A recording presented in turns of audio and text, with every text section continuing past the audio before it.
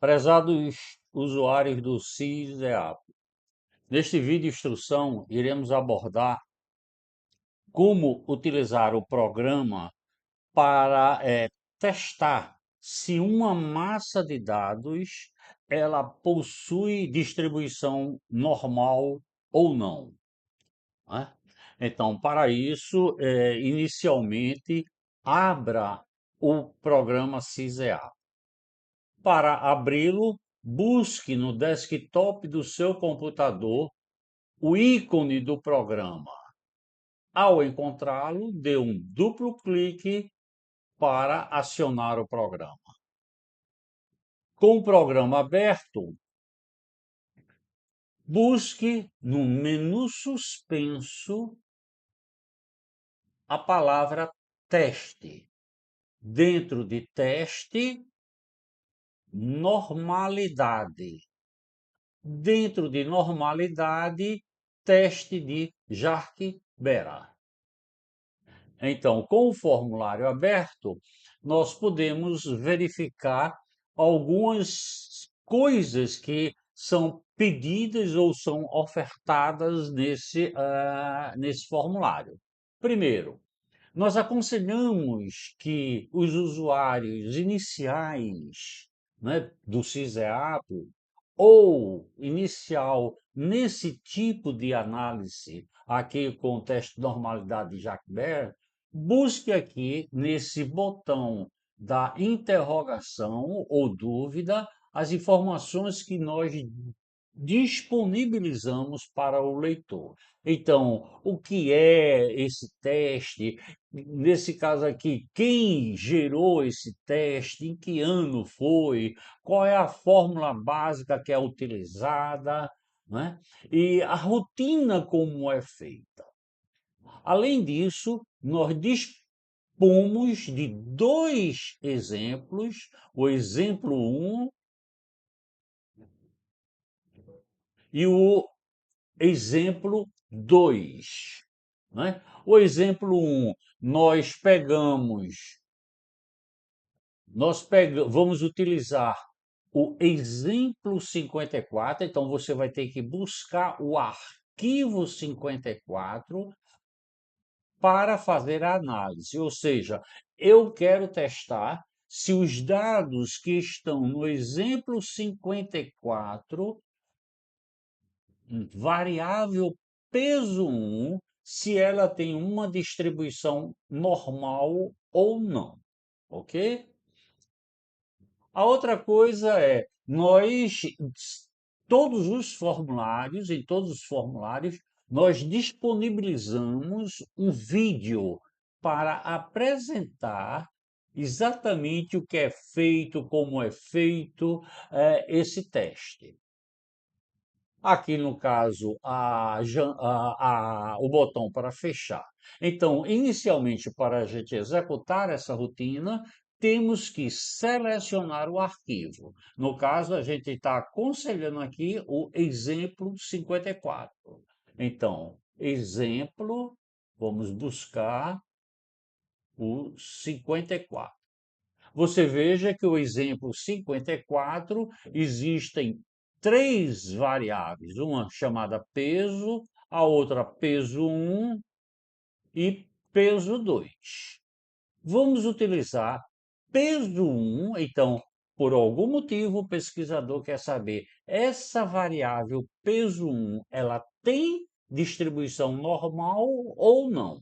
Então, vamos colocar peso 1 aqui dentro dessa janela variável. Então, peso 1.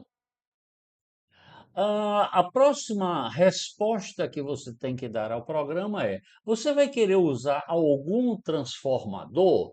Então, por exemplo, eu posso testar uma variável, não deu normalidade.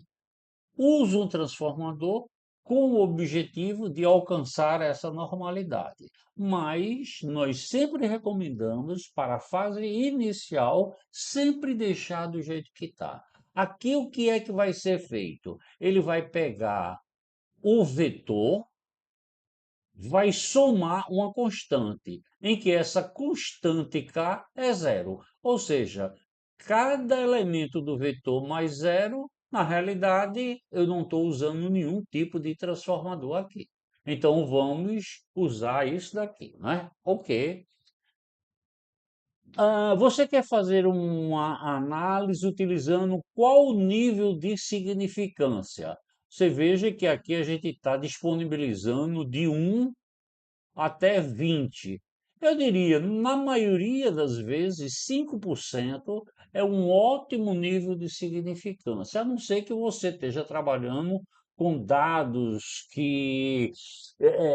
dados na área médica, dados que envolvam altos valores financeiros, que o risco seja grande, aí a gente pode diminuir essa margem de risco, né? E botar 1%, ou, dependendo do seu trabalho, 10%, mas na maioria das vezes, nas ciências agrárias, 5% é o suficiente. Calcule. Apresentar os dados para possível gravação, sim. Antes ele testou o seguinte: essa massa de dados que você está utilizando é maior do que 30. Se sim, pode executar os cálculos. Caso contrário, pare e reclame.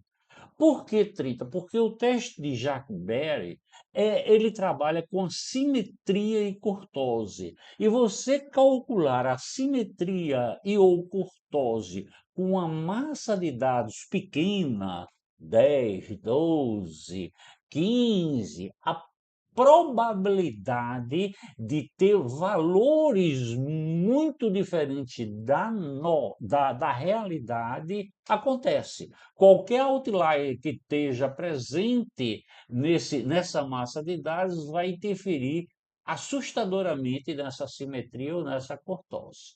Bem, então fizemos o teste, utilizamos 5% e aqui nós temos os resultados. Foram utilizados 160 dados, uma média de 5,08, variância, simetria, kurtose, o valor do teste de Jarque-Berry 1,52. E a probabilidade disso daqui, essa probabilidade é calculada com base nesse valor, utilizando a distribuição de Qi quadrado com 2 graus de liberdade, ok? Então dá 0,46. Então, baseado nesse valor aqui de probabilidade, ele chegou à conclusão que aceita a hipótese de nulidade. Lembre-se que a hipótese de nulidade alternativa foram estabelecidas nesse item aqui de hipótese. H0, os dados seguem distribuição normal. HA, alternativa, os dados não seguem a distribuição normal. Então, sim, aceita que os dados tenham uma distribuição normal. Bem, querendo gravar essas informações, você basta apertar aqui que ele vai pedir o nome do arquivo que você queira. Então, eu posso usar esse teste aqui, né? Vou gravar utilizando esse arquivo que já se encontra aqui. E ele já gravou, já cobriu aquele teste, né? Se você quiser imprimir esses dados, lembre-se que quando eu estou fazendo esse ou esse, eu estou gerando essas informações e todos esses dados aqui, né? Então a gente vai ter um arquivo que foi gerado aqui relativamente grande, porque é um dado que tem 160 dados, né?